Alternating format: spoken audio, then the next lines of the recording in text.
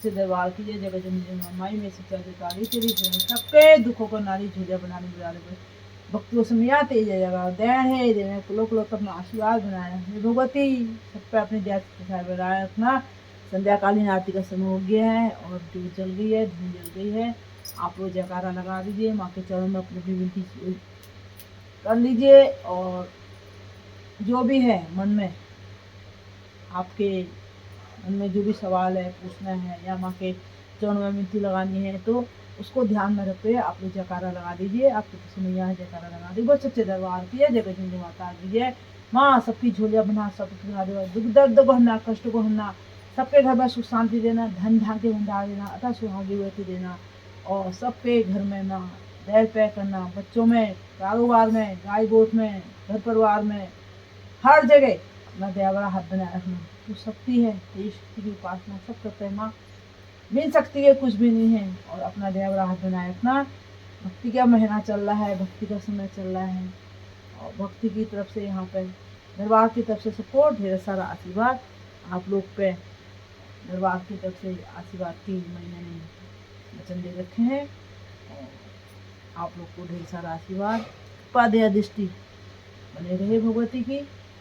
संध्याकालीन आरती हो गई है, धूनी जल रही है, जो जल रही है। आज जो है सबके लिए मैया ने सुबह वीडियो बनाई थी उसमें बताया था कि आज सबके लिए बबूती उड़ेगी। जो भी कल बबूती बटने लग गई है, कल से दरबार लग गया था मंगल का दरबार, हफ्ता भर हो गया है। तो आज जो है जो भी कहीं से भी आप पुकार करते हैं, कई लोग के फ़ोन आते हैं तो सबके लिए मैया ने बबूती उड़ाई। क्योंकि बबूती जब हम भक्ति करते हैं तब करते हैं तब के कारण ही वो जो है राख, वैसे तो राख है वो मानने वालों के लिए तो दिखने को तो राख दिखती है पर जब देव कृपा बन जाती है तो अमृत सींचती है।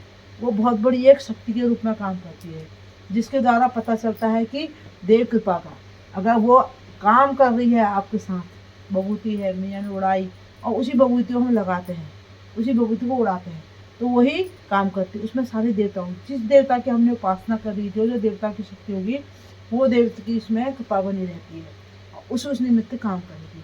जैसे है कि आपके यहाँ देव आता है तो समझ लो आपके यहाँ भगवती है, आपके कुल में भगवती है तो भगवती के लिए भगवती का ही गुरु चाहिएगा, उसी का टक्कर का गुरु चाहिएगा और गुरुओं के उसमें नहीं आएगी वो चीज़। तो उसके लिए वही गुरु चाहिएगा और वही गुरु की बबूती लगेगी उसको तो वो स्थिर हो जाएगा। उसको उसके जो है जो भी परेशानी है माँ का एक आसन देना है, चाहे उसको नहलाना धुलाना है या उसमें कोई चीज़ और कुछ चीज़ें परेशान कर रही है तो वो बबूती के द्वारा रुपाली होती है और फिर काट छाट होती है। ऐसे ही जहाँ पितर बाधा है तो बबूती लगाकर उस पितर के उसी निमित्त वो बबूती बनाई जाती है। इन हाथों में मंत्र कर बबूती बनाई जाती है, बनाकर फिर वो बबूती दी जाती है, लगाई जाती है और तो उसको वो चीज़ परेशान नहीं करेगी। जिस दिन तक का के जितने दिन के लिए वो बबूती बनाई जाती है, करार बोलता है देवता उसको, उतने दिन के लिए वो बबूती बनाई जाएगी। जो भी आता है जिसने मिटाएगा उसको रोज़ उसको सुबह एक टाइम लगानी पड़ती है। अब जिसमें भूत बाधा है कोई ऊपरी चीज़ है तो उसको उस निमित्त की बबूती एक ही होगी पर वो क्या है देवता जिस निमित्त लगाएगा उसी निमित्त ही वो बनती है। तो ये राख है, यही राख है मेरी लाख की खाक बनती है कहते ना, जो खाक है बनती है वही अमृत सींचती है और जो हम उसको राख बोलते हैं वही जो है लाख की बन जाती है ना। तो इसीलिए ये जब भक्ति होती है, भक्ति की शक्ति होती है और धुनी में क्या होता है धुनी जलती है और जल का क्या होती है राख बनती है। अब यहाँ घर है, घर में तो हमारे वहाँ उपले नहीं बनते हैं। लोग कहते हैं ना हवन में कंडे डालो ये डालो वो डालो, हम लोगों में वो नहीं चलते। हम लोगों में धुनी में चलेगी समिधा जिसको बोलते हैं ईंधन, जो है बाँस के पेड़ की वो बने काट कर उनके ईंधन बनाए जाते हैं और उसका भी होता है कि इतने हाथ का ईंधन बनेगा धुनी में उतना ईंधन लगेगा, उसी नाप के वो ईंधन बनते हैं। अब ये घर में है यहाँ तो मैं लकड़ी नहीं जला सकती हूँ, ईंधन नहीं जला सकती हूँ क्योंकि मुझे देवता ने जो दिखाया है तो मैं इसमें धूप और हवन सामग्री जौ तिल और ये चीज़ हम इसमें रोज सुबह पूजा कर इसमें उतने देवताओं की आहुतियाँ पड़ती हैं तो वो इसमें जलाई जाती है, कपूर जलाया जाता है और गीली वाली धूप जलाई जाती है, उससे वो जो बनती है बभूति बनती है, जो राख बनती है उसको हम बभूति बोलते हैं। वो बभूति बनेगी, इतने देवताओं की शक्ति उसमें होती है और उस निमित्त वो बभूति फिर काम करती है। यह है बभूति देव की शक्ति।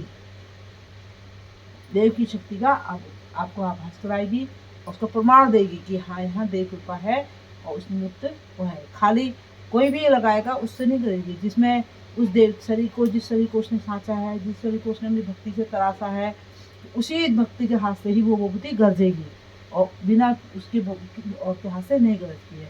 तो हम लोग को भक्ति का तप का एक फल होता है। हम जो तप करते हैं, तपस्या करते हैं, तपस्या ही होती है। नवरात्रे हो गए, बहस हो गई, ये तप महीने माघ के हो गए, सावन के व्रत हो गए, व्रत ही चलते हैं अधिकतर। जो भक्ति होता है, जिसको भगवान ने अपने रंग में रंग दिया तो उसको उसी में अच्छा आनंद लगता है, तो हम लोग को उसी में मन प्रफुल्लित रहता है। अगर जिन्हें हम जैसी पूजा पाठ नहीं होती, वो नहीं किया इधर तो मन बेचैनी होती, कहीं भी जाए तो उसमें ही ध्यान रहता है। तो इसलिए हमारे तप का हमको फल है, जो देवता ने दिया है हमको, जिनसे खा के मिली है।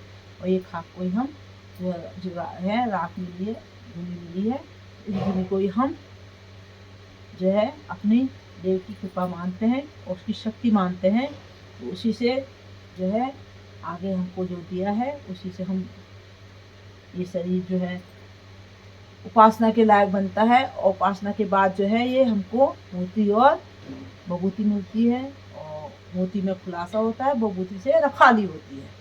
ये चीज देव का विधान था। ये देवभूमि के उत्तराखंड के देवताओं का विधान है। कई जगह यहाँ शिव शक्ति है, बहुत जगह है धुनी की, और शिव शक्ति में ही होती है धुनी, और जगह नहीं होती है। जहाँ शिव शक्ति होगी वहीं आपको धुनी देनी पड़ेगी और वो बभूति की ही बभूति लगाएगा। और बभूति जो है राख की बभूति बनाकर मंत्र कर उसको लगाया जाता है, मंत्री जाता है और उसका ही कौल करार किया जाता है। ये आज जो हमारी भक्ति पूरी हुई, आज निष्फल कोई बिना बाधा के सफलतापूर्वक एक हफ्ता पूरा हो गया है।